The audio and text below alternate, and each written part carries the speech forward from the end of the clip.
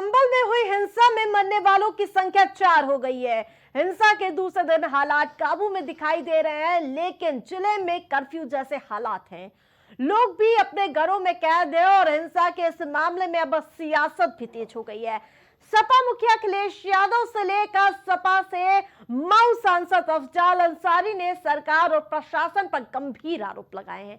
और इस मामले में हिमाचल के मंडी से सांसद कंगना ने सरकार को घेरा है। वहीं सरकार का पक्ष लेती दिखी है। वहीं नगीना सांसद चंद्रशेखर आजाद इस पूरे मामले में सरकार और प्रशासन को घेरते हुए नजर आए। उन्होंने संभल में हुई हिंसा का ठीकरा प्रशासन पर फोड़ा है। वहीं अब वो हिंसा के बाद संभल जाने वाले थे और उसको लेकर प्रशासन भी अपनी तैयारी पुख्ता कर रखी हुए।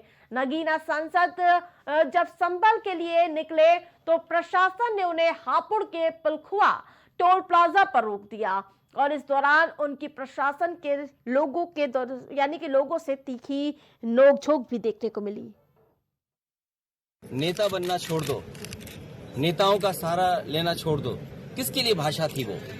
और मैं ये कहना चाहता हूँ, हालांकि सब जानकारी आपके पास है, दुखद है कि नईम जैसे नौजवान की जान चली गई, बिलाल की जान गई है, रोमान की जान गई है, कैफ, अयान, और इसमें से कुछ कम उम्र के भी हैं।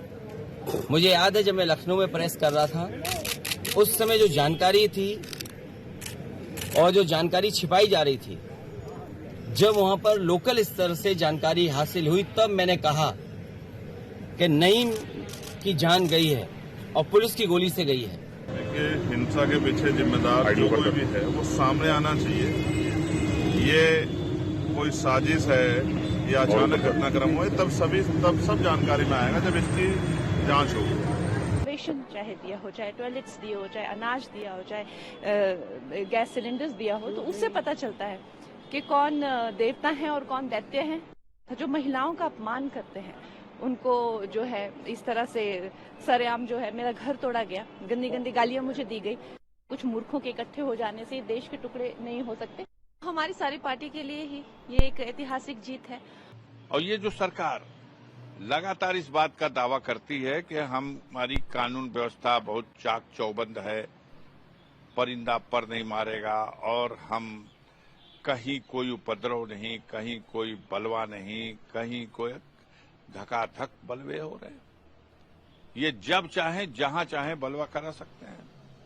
इससे पहले बहराइच में इस तरह की घटना हो चुकी है। कई शहरों में छोटी बड़ी घटनाएं आए दिन हो रही हैं। उत्तर प्रदेश के मुख्यमंत्री योगी आदित्यनाथ जी और उत्तर प्रदेश के पुलिस प्रशासन से मैं मांग करना चाहता हूं कि संभल कल्कि भगवान की अवतरण स्थली है।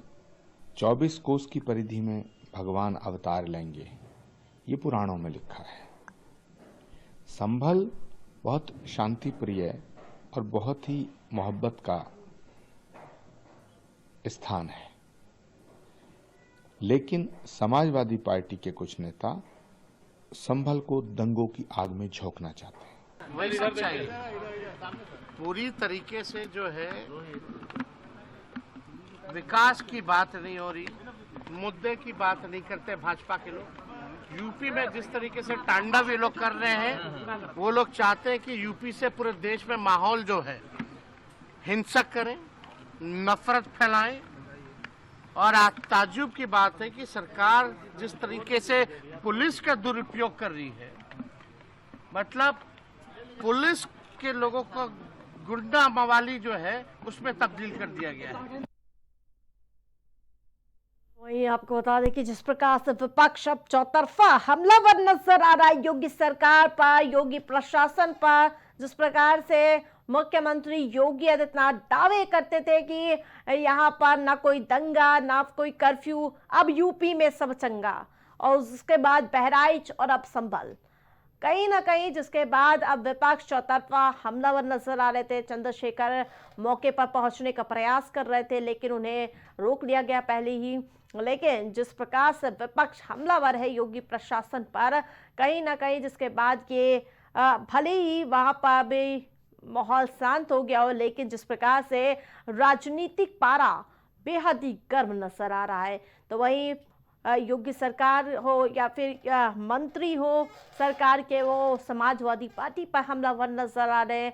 दूसरी ओर मामले में जो एफआईआर दर्ज हुई है संभल के सांसद पर, जियाउर रहमान पर, जिसको लेकर भी कहीं ना कहीं समाजवादी पार्टी हमलावर नजर आए।